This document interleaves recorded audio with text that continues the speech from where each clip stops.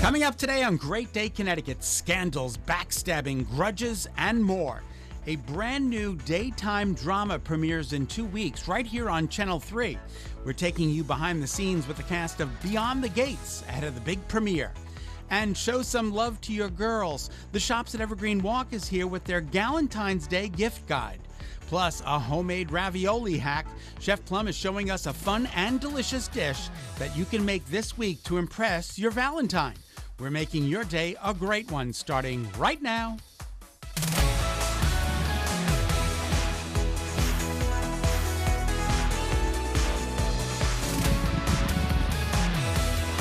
Hi, everybody, and welcome to a Great Day Connecticut. A happy Monday to all of you. A Monday after the Super Bowl and a snowstorm.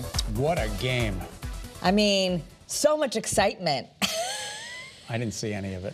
No, I mean, I did watch a little bit, and I got to be honest, I mean, I was like, is this just me? But that is what everyone was saying on social media, that this has got to be the most boring game ever. And even people who loved Kendrick Lamar, I guess, didn't love the halftime show. It was anticlimactic. Really? How about the commercials?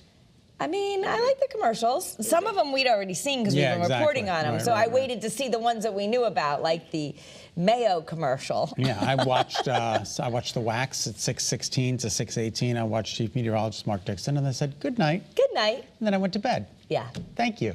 So it'll be interesting to see, like, as ratings come out, what happens. But anyway, there was never a moment where you didn't think the Eagles were going to win. Exactly. Well, if you found today was a rough day in the office, you are not alone. Experts say the day after the Super Bowl is one of the least productive days of the work year. Unless you decided you were bored and you went to bed early. Okay. USA Today is reporting that a new Harris poll found that more than 22.5 million people across the U.S. plan to miss work.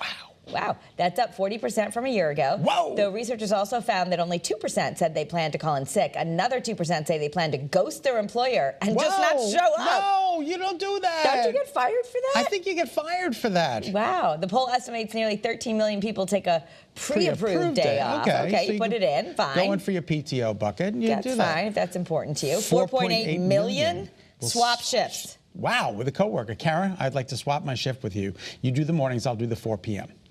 And others say they just go in, but they know and recognize they're tired and get a lot less done. Now, if you feel like you could use a late afternoon pick-me-up, head to Starbucks for a free coffee, Kara. Yeah, so they're giving out one tall hot or iced coffee per customer for free all day.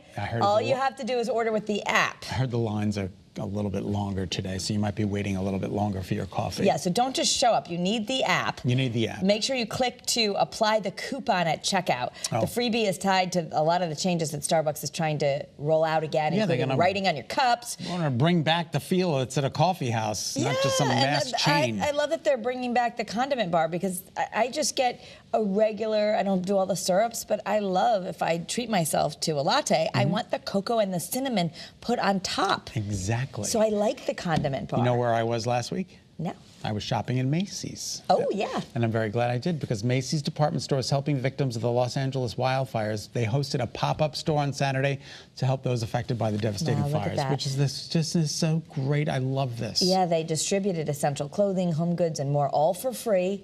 And impacted residents could just walk away. They got a maximum of 10 items while supplies lasted. This is wonderful. But masks, books, other items, anything anyone needed with, since the fires broke out last month. I mean, it's incredible. Just horrible what people are going through. It really is. Yeah, it's really incredible. Well, the six-part documentary series on Prince put on the shelves because they couldn't agree with the estate. There were a lot of problems. The estate saying there were a lot of inaccuracies. They would no longer go forward with it. And so the reports are that the estate was unhappy with the series, claiming all the inaccuracies. And now the estate will work on a different documentary they say will include exclusive content. Prince died, of course, he died of an accidental overdose of fentanyl at 57 years old.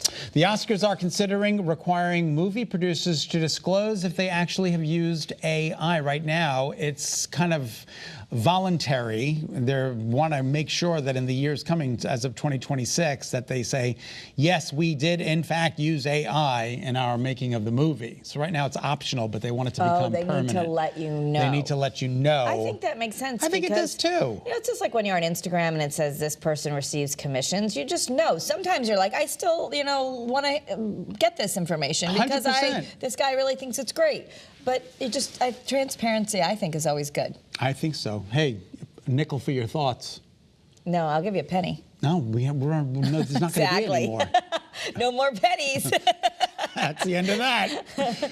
All right, so literally on social media overnight, the president wrote that in his quest to cut government spending, he has now instructed the Treasury Secretary to stop producing any new pennies. This is something Elon Musk had decided in his government efficiency projects that, they actually cost more to make than they are worth. They cost 3 cents. Yeah, it's made of zinc with a coppery overlay. It actually costs 3 cents to make as opposed to the 1 cent. He's on the $5 bill too?